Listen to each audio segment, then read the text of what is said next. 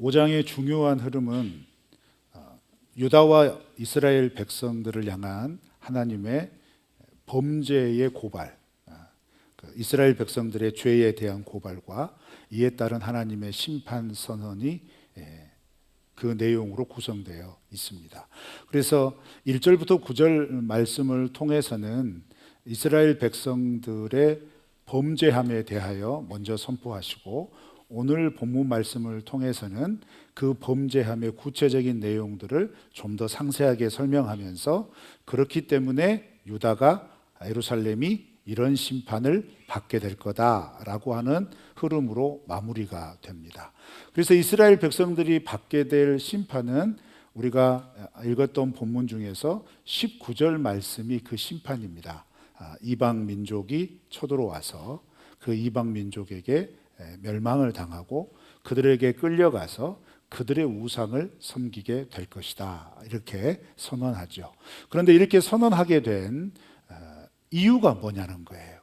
왜 하나님은 이렇게 유다와 예루살렘을 향하여 참담한 심판을 선언하셨을까에 대하여 오늘 본문 말씀을 통하여 살펴보고, 그런 심판의 와중에 하나님께서 의도하신 목적이 무엇인지도 함께 살펴보도록 하겠습니다.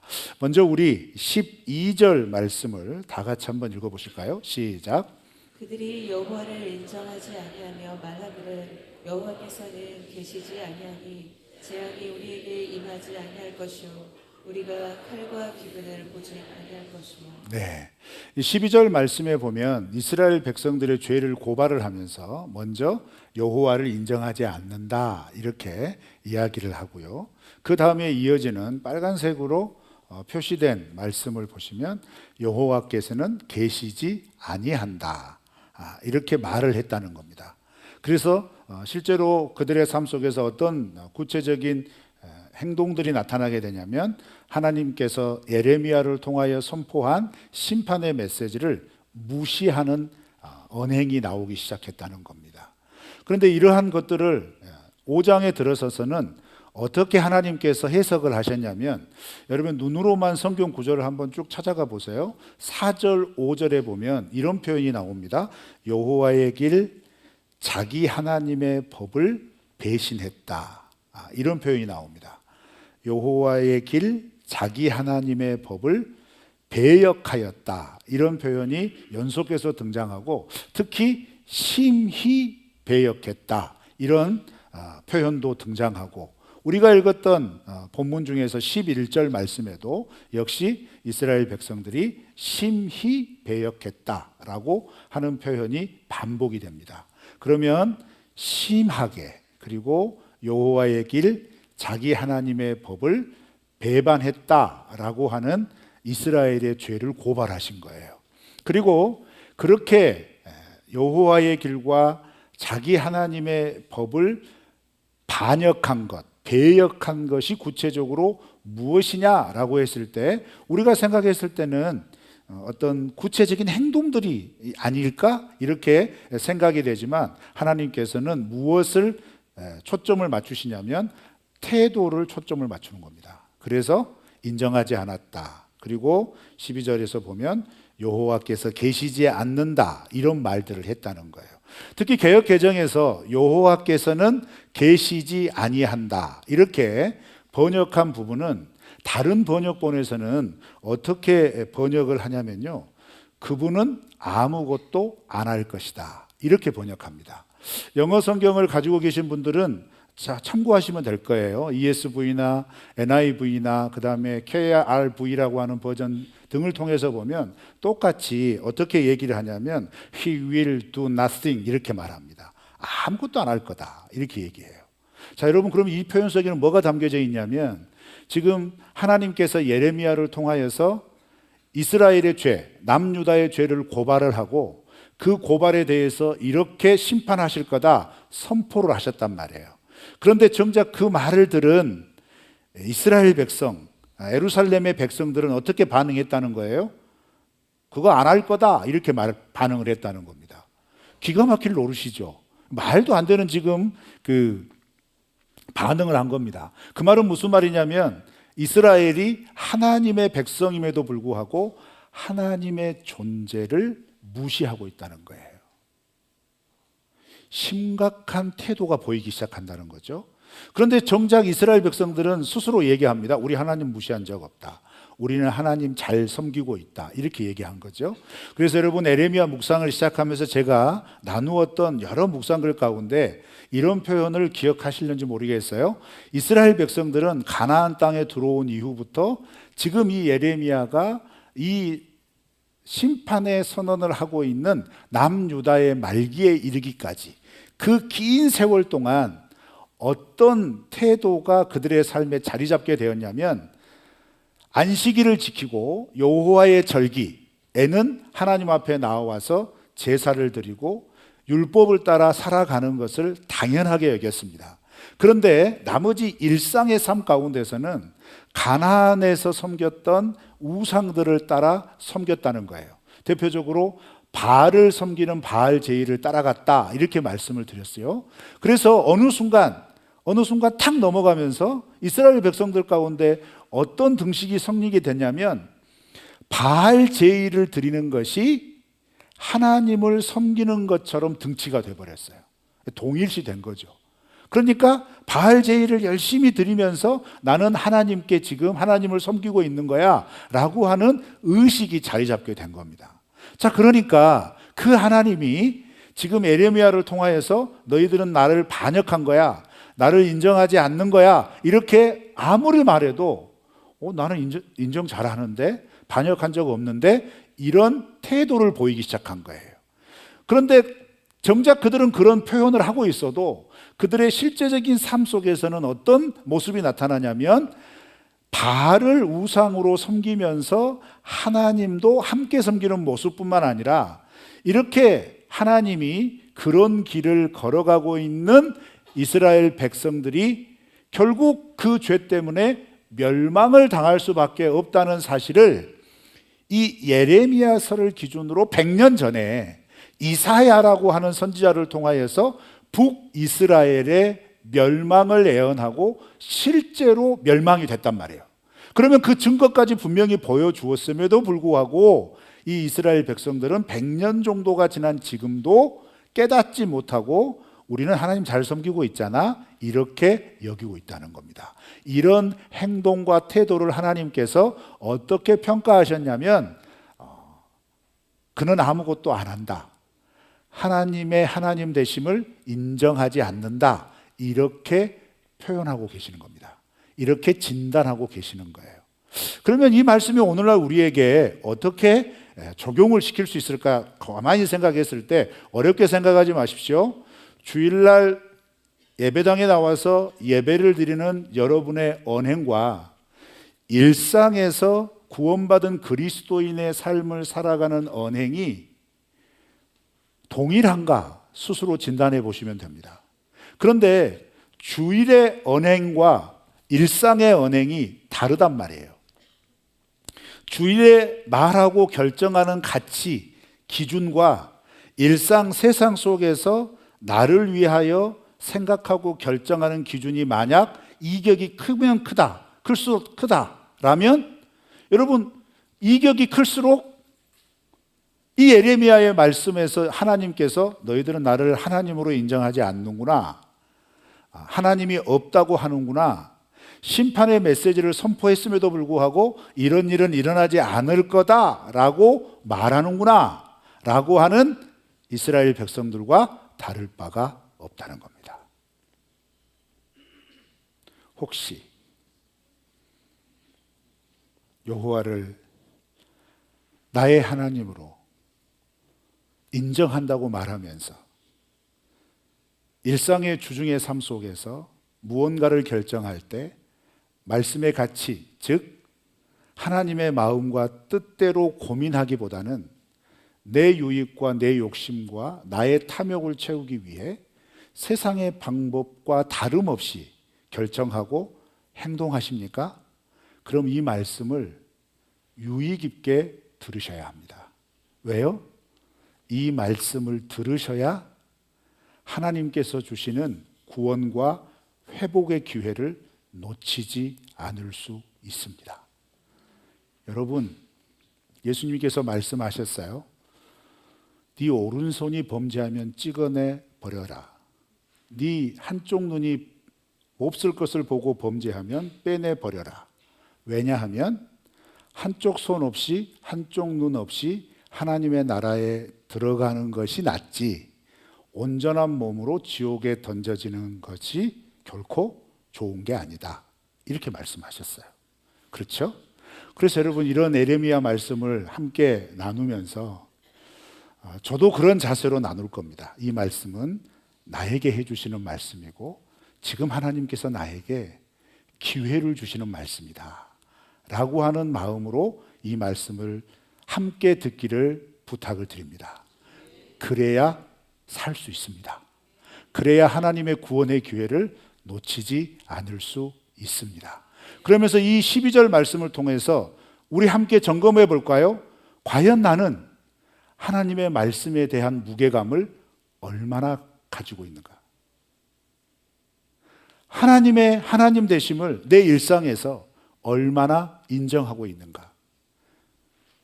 이걸 성령께서 깨닫게 하신다면 깨닫게 하는 그 순간부터 그 이후의 시간들은 우리에게 살아나야 할 다음 시간들 속에서는 어제보다는 오늘이 하나님의 말씀에 대한 무게감을 더 느끼고 더 그것을 믿음으로 감당하기 위해 하나님 앞에 더 간절히 매달리고 믿음으로 살아내기 위하여서 나의 손에 봄을 너무너무 힘들게 포기하더라도 그것을 포기하기 위하여 하나님 앞에서 세상의 유익과 가치와 싸울 수 있는 용기가 발휘되어지기를 주님의 이름으로 축원합니다.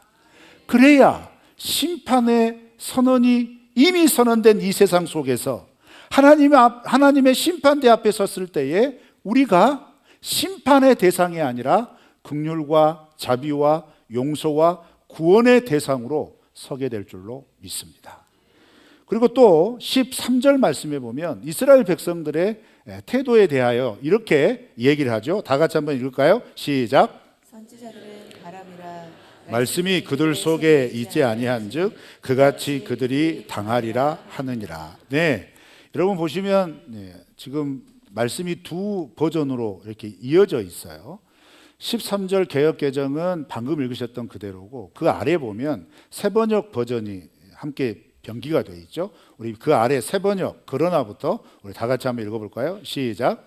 그러나 예레미야야 이러한 예언자들에게는 내가 아무런 예언도 준 일이 없다. 그들의 말은 허풍일 뿐이다. 네, 개역개정이 번역한 선지자들은 바람이다. 여기서 바람은 히브리어로 루하입니다. 여러분 많이 들으셨던 히브리어예요. 그게 뭐냐면 영이라는 뜻입니다. 하나님은 영이시니 했을 때 이 루하입니다. 그리고 이것은 바람이라고 하는 말과 병기가 됩니다. 같이 그 뜻을 사용한다는 것이죠. 그런데 여기에서 바람이라고 사용된 이 단어는 부정적인 의미예요. 쉽게 얘기하면 그거 헛된 거다 이런 표현을 한 겁니다. 무엇이 헛된 거라는 거죠? 12절에 했던 그것과 동일하게 연결이 되는 거예요. 하나님의 심판선언 그거 일어나지 않을 거다. 그렇게 말하는 거 다 헛것이다. 이렇게 번역이 된 겁니다. 그런데 새 번역을 비롯한 다른 개역개정 말고 다른 영어 버전이나 다른 번역본들의 번역의 뉘앙스는 이 이야기를 예레미야가 거짓 선지자들과의 관계에서 당시 거짓 선지자 종교 지도자들이 예레미야의 말은 헛된 것이다 이렇게 말하는 것처럼 번역이 되어 있지만 원문과 다른 번역본은 하나님께서 예레미야에게 이 거짓 선지자들이나 종교 지도자들의 이런 하나님을 인정하지 않고 무시하는 그런 행태에 대해서 하나님이 진단하는 것처럼 번역이 되어 있습니다. 그래서 새 번역에서 말하는 것이 뭐예요? 그러나 예레미야야 이러한 예언자들에게는 내가 아무런 예언도 준 일도 없다. 그들의 말은 허풍일 뿐이다. 이렇게 번역이 된 겁니다. 그러니까 하나님 인정하지 않고 하나님 말은 일어나지 않을 거야. 하나님의 심판 선언은 성취되지 않아. 이렇게 말하는 것은 헛된 바람이라는 거예요. 그 마음을 하나님께서 거짓 선지자들에게 주셨다는 겁니다. 이게 무슨 말일까요? 말하는 대상과 말하는 주체가 달리 번역이 되었더라도 공통적인 게 있습니다. 그게 뭐냐면 하나님을 무시했다는 거예요. 하나님의 말씀을 가볍게 여겼다는 거예요. 하나님 앞에 심한 반역을 했다라고 하는 그 반역이 뭐였냐면 그 중심에, 그 출발에 하나님의 말씀을 가볍게 여긴 것으로 얘기를 했다는 겁니다. 여러분, 우리는 어떻습니까? 우리가 하나님의 말씀을 읽고 하나님의 말씀을 듣고 하나님의 말씀에 대해서 공부하면서 여러 가지 통해서 그 말씀을 우리의 삶 속에 섭취하면서 받아들이면서 도대체 어떤 태도와 어떤 자세로 이 말씀을 받아들이십니까? 내가 하나님을 믿고 있음에도 불구하고 말씀은 말씀이고 세상은 세상이야. 혹시 이런 태도로 가지고 계십니까? 그런 태도가 오늘 본문 말씀에 하나님을 인정하지 않는 태도의 대표적인 모습입니다. 그러면서 왜 하나님을 믿으세요? 하나님과 이스라엘 백성들 관계의 출발이 무엇이냐면 약속에 있습니다. 그 약속이 출애굽기 19장에 나오죠. 내가 너희들의 하나님이 되고자 한다. 너희들은 내 백성이 되어라. 이렇게 말씀하시면서 하나님이 그렇게 되겠다 약속한 이스라엘 백성들에게 무엇을 요청하시냐면, 그러면 이제 너희들은 나의 말과 나의 도를 따라야 한다 라고 말씀하시면서 율법을 주신 거예요. 라고 말씀하시면서 그 율법을 지키며 살아가다가 혹시 이 율법을 제대로 지키지 못했을 때 다시 기회를 놓고 리셋을 시켜주기 위한 기회로 제사법을 주신 겁니다. 그리고 그 제사법을 주셨기 때문에 그 제사를 인도할 구별된 하나님의 사람들을 세워서 그들을 통하여 제사를 인도하게 한 거예요. 그래서 레위인들을 제사장 그룹으로 세운 겁니다. 이게 출애굽의 중요한 흐름이에요. 그러면 이스라엘과 하나님과의 관계의 가장 기초는 뭐냐? 하나님이 말씀하시는 것과 그가 가르치는 도를 듣고 지켜 행하는 것입니다. 그런데 지금 이스라엘 백성들은 가나안 땅에 풍요를 가져온다고 믿는 바알 제이에 이미 심취해 있어서 그들의 음란하고 탐욕적인 제의에는 열심이지만 하나님께서 기록된 말씀으로 남겨주신 하나님의 말씀이나 그 말씀과 함께 지키라고 요청하신 하나님의 도에 대해서는 신경도 쓰지 않는 거예요. 그런데 이런 모습을 보고 오늘날 많은 그리스도인들이 그렇게 생각할 수 있습니다. 아이고, 이스라엘 백성들은 어찌 그렇게 마음이 강팍한지 모르겠다. 왜 그렇게 안 지키고 있을까? 이렇게 말씀하시는 그리스도인들 중에 주일에 예배드리는 모습과 일상의 삶을 살아가는데 생각하고 말하고 행동하는 기준이 다르단 말이에요. 예배의 자리에서는 예배를 드리는 경건한 모습으로 하나님 앞에 포장지를 씌우고 있을지 모르는데 일상에서는 저 사람이 교회 다닌다고? 어떻게 교회 다니는 사람이 저러나? 라고 하는 사람들이 이 땅에 너무나 많다는 겁니다. 그 대상이 제가 아닐 수 없어요. 여러분, 저도 운전하다가 앞에서 내 앞에서 뭐가 도발을 해놓으면 어떻게 반응할 것 같습니까? 갑자기 확 끼어들고 말이죠. 앞에서 확 급정거하고 말이죠. 그러면 제가 어떻게 반응할 것 같아요? 오 주여 할 것 같죠? 아니에요. A, B, C에서 C가 나오려고 그래요. 여러분, 저 사람이에요. 아직은 제가 많이 성화되지 못해서 C가 더 많이 나옵니다. 그래서 일부러 D 하려고 그래요. 너무 시험 들 것 같아서. 내 자신도 시험 들 것 같고 내 자녀가 그걸 듣고 어느 날 우리 아들들이 C 할 수 있잖아요. 그러니까 에이 D라도 하자 이렇게 생각하거든요. 근데 그게 말처럼 됩니까? 잘 안 되거든요. 여러분, 이건 아주 기초적인 것이고 내 삶에 유익이 걸린 결정을 할 때, 중요한 방향성을 결정을 할 때, 내가 하나님의 자녀로 하나님의 백성으로 뭔가 하나님 앞에서 결심을 하고 나 이제 하나님의 백성답게 살아야 되겠다라고 하는 큰 결정을 하려고 할 때 우리는 늘 이 세상의 논리와 법칙과 경험과 연륜과 충돌합니다. 그렇게 믿어도 세상에서는 살 수 없어. 그렇게 믿는다고 뭐가 나타나니? 야, 믿어도 곱게 믿어라. 이런 말들을 우리가 너무나 쉽게 하지 않습니까? 그런데 이 말 속에 깔려 있는 하나님에 대한 여러분의 태도를 점검해 보세요. 하나님을 그것밖에 못 믿으셔요?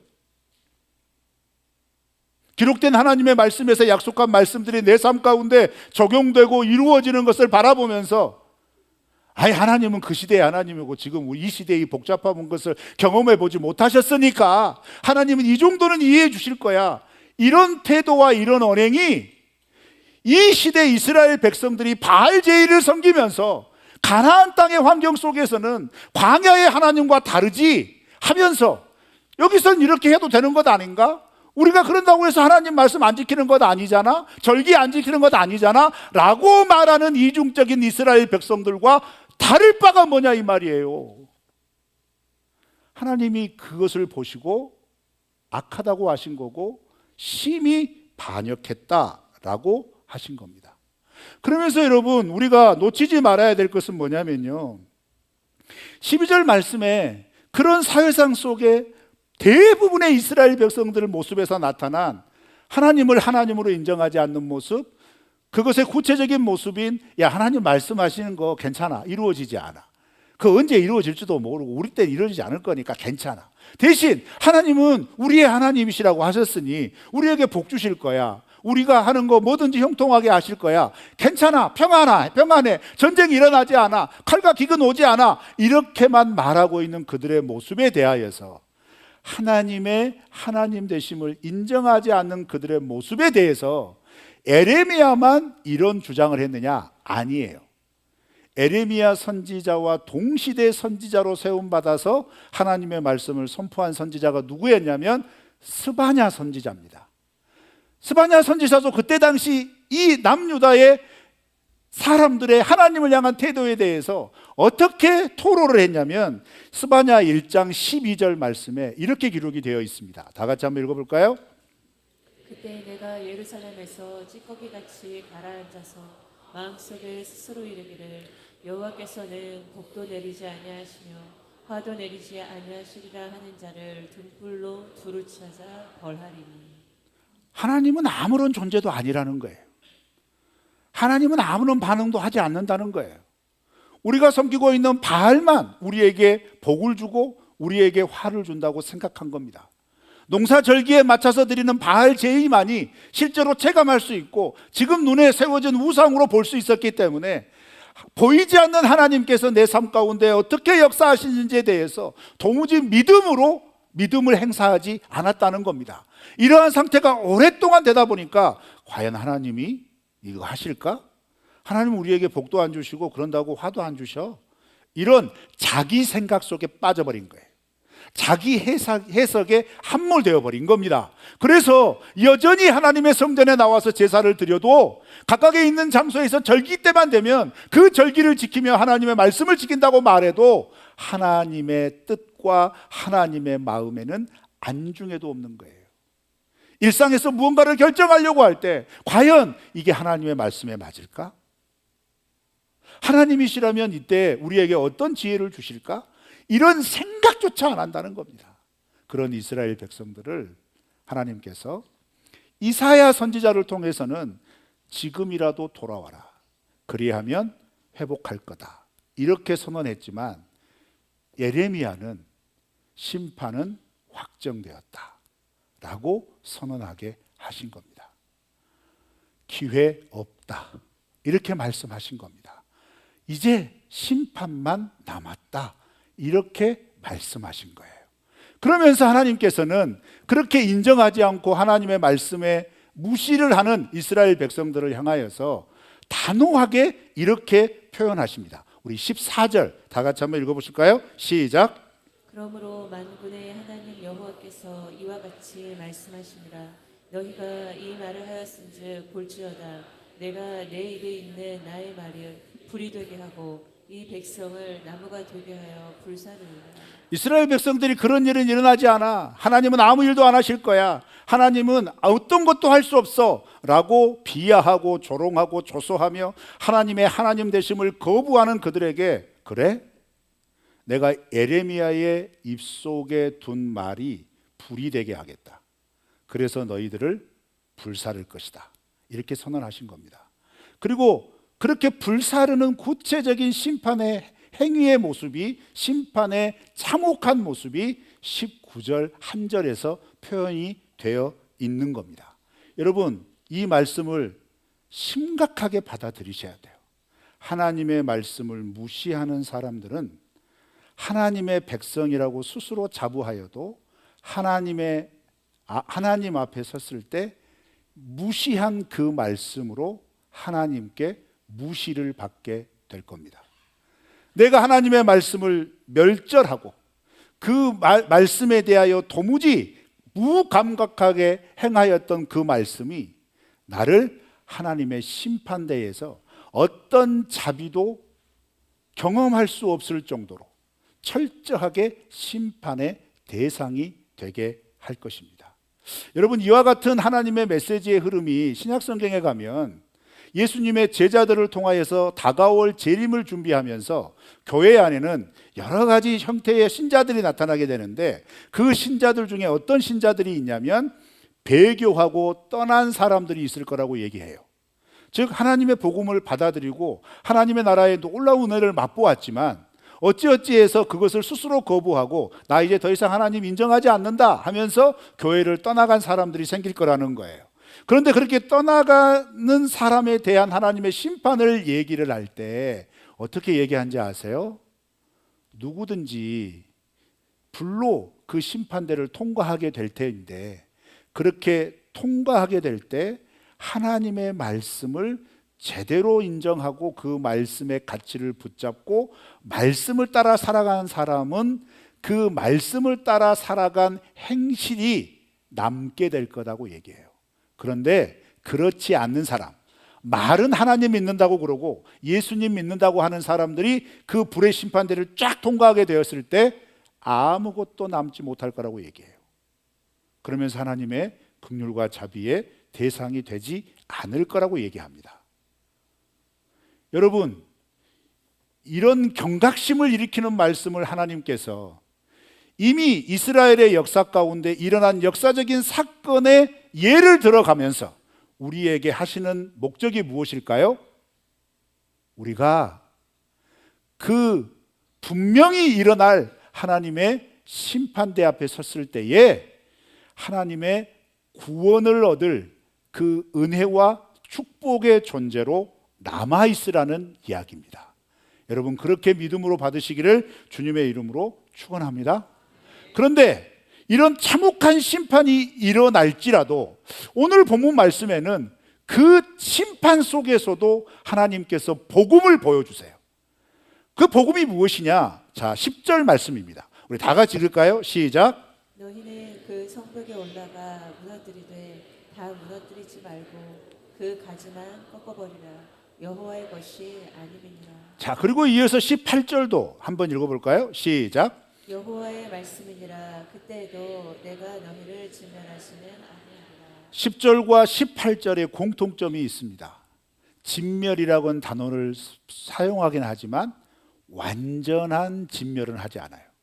특히 10절에서는 이런 표현을 쓰셨죠. 이런 이스라엘의 죄악을 인하여 내가 심판을 행하겠지만 그 심판의 도구로 사용을 받는 북쪽에서 내려오는 이방 민족, 그들에게 하나님이 명령하시는 거예요. 자, 너희는 이제 예루살렘에 내려가서 이렇게 하여라 라고 하는 명령을 하시는데 표현을 이렇게 빗대는 겁니다. 너희는 그 성벽에 올라가서 무너뜨리되. 여기에서 성벽이라고 번역된 단어는 직역을 하면 포도원 언덕에 올라가 라고 직역할 수 있습니다. 포도원 언덕에 올라가서 그 언덕을 무너뜨리되 포도나무는 꺾지 말아라는 거예요. 포도나무는 뿌리 상하게 하지 말아라는 거죠. 대신 포도나무의 가지만 꺾어라 이렇게 말씀하세요. 여러분, 그러면 하나님의 단호하고도 참혹한 심판 선언이 선포되었지만 그 가운데서 가지만 꺾으라는 말씀이 선포가 되었고 18절에서는 다 진멸하지 않을 거다라고 하는 하나님의 말씀이 병행해서 선포가 되었어요. 그 말은 무엇일까요? 참혹한 심판의 와중에도 하나님께서 구원의 길 구원의 여망을 남겨두셨다는 겁니다. 그런데 그 구원의 여망, 구원의 길, 구원의 은혜를 받을 수 있는 사람들이 누구냐? 5장 1절을 시작하면서 하나님께서 에레미야에게 이렇게 말씀하셨어요. 5장 1절 다 같이 한번 읽어볼까요? 시작. 예루살렘에 사는 사람들아, 예루살렘의 모든 거리를 둘러보고 찾아보아라. 예루살렘의 모든 광장을 샅샅이 뒤져보아라. 너희가 그곳에서 바르게 일하고 진실하게 살려고 하는 사람을 하나라도 찾는다면 내가 이 도성을 용서하겠다. 아멘. 세 번역입니다. 1절에서 진실로 공의를 따라 정의롭게 사는 사람을 찾아보아라. 이것을 바르게 일하고 진실하게 살려는 사람을 찾아봐라. 이 말씀을 하셨어요. 아무도 없다는 거예요. 한 사람도 없다는 거예요. 그래서 내가 심판하겠다는 거예요. 그런데 그 참혹한 심판을 선언하시면서 10절 말씀과 18절 말씀에는 가지만 쳐라, 가지만. 그 가지는 내 거 아니다. 그 말은 뭐예요? 줄기 몸통과 뿌리는 내 거라는 거예요. 몸통 남겨놔라 이거예요. 왜요? 몸통 남겨놓으면 거기에서 뭐가 나죠? 다시 싹이 납니다. 다시 시작하게 하시겠다는 거예요. 심판하시나 구원하신다 라고 하는 하나님의 복음의 메시지가 여기에 담겨져 있는 겁니다. 여러분, 우리가 살다 보면 개인적으로 하나님 앞에 삶의 여러 사건과 정황을 통해서 지금 하나님께서 나를 다루고 계시는구나 라고 느낄 때가 있습니다. 개인의 삶의 고난을 맞닥뜨리면서 내가 견딜 수 없는 고통을 경험하고 그것 때문에 정말 죽지 못해 사는 그런 시간들을 경험했을 수 있고 지금 경험하고 계신 성도님들도 있을 겁니다. 그런데 이 말씀이 하나님이 우리에게 약속하여 주시는 확실한 복음의 말씀이 되시기를 축원합니다. 무엇이에요? 완전히 꺾지 않으시겠다는 거예요. 몸통 남겨두시겠다는 거예요. 완전히 진멸하지 않고 다시 살아날 수 있는 이 나무 둥치를 남겨두시겠다는 겁니다. 뿌리채 뽑혀서 말려서 불태우는 게 아니라 뿌리 남겨두시겠다는 겁니다. 왜요? 다시 시작하게 하시겠다는 거예요. 하나님의 백성으로, 하나님의 백성답게 하나님을 하나님으로 인정하고 하나님의 말씀을 천금보다 더 무겁게 받아들이고 그 말씀을 나를 살리는 생명의 말씀으로 받아들이는 새로운 삶을 살게 될 그 사람으로 다시 세우기 위해 지금 고통스럽겠지만 하나님 외에 거추상스럽게 나 있는 쓸데없는 가지들 고통스럽겠지만 잘라버리겠다는 겁니다. 그래야 하나님 앞에서 살 수 있다는 거예요. 여러분, 이 말씀이 성령께서 깨닫게 하시는 대로 들으시기를 축원합니다. 하나님께서 여러분의 인생이라고 하는 나무와 가지 속에 여러분의 가지들을 꺾으실 때 하나님 너무 괴롭습니다. 슬픕니다. 하나님 나에게 왜 이런 환난을 주십니까? 라고 한탄만 하지 마시고 하나님이 지금 나를 다시 살려주시려고 하나님의 백성답게 다시 가꾸어 주시려고 나에게 필요 없는 하나님 외에 하나님과 상관없는 이 가지들을 꺾고 계시는구나 믿음으로 받아들이시기를 바랍니다. 그리고 오직 하나님을 하나님으로 인정하고 그의 말씀을 굳게 붙잡고 그 말씀을 따라 내가 세상의 법도, 세상의 가치, 세상의 풍습, 세상의 경험 그런 거 붙잡지 말고 오직 하나님을 붙잡고 하나님께 돌아가야 되겠다라고 결심할 수 있는 이 말씀이 되시기를 주님의 이름으로 축원합니다. 그래야 살아날 수 있습니다. 우리 하나님은 심판의 와중에서도 밑둥까지 잘라내고 뿌리까지 뽑히는 그런 심판을 하시는 게 아니라 뿌리는 남겨두시고 줄기도 남겨두셔서 고통스럽겠지만 그 심판을 견디고 하나님을 의지하는 자들에게 다시 새싹을 나게 하실 줄 믿습니다. 지금 우리가 그 시기를 지나고 있을 줄 모릅니다. 팬데믹을 거치면서 하나님께서 한국교회의 거추상스러운 것들을 잘라내시고 계십니다. 국제정세와 여러 가지 현상들과 사건들을 통하여 지금 우리가 쓸데없이 붙잡고 있는 거 지금 쓸어내 버리시고 계실지 모릅니다.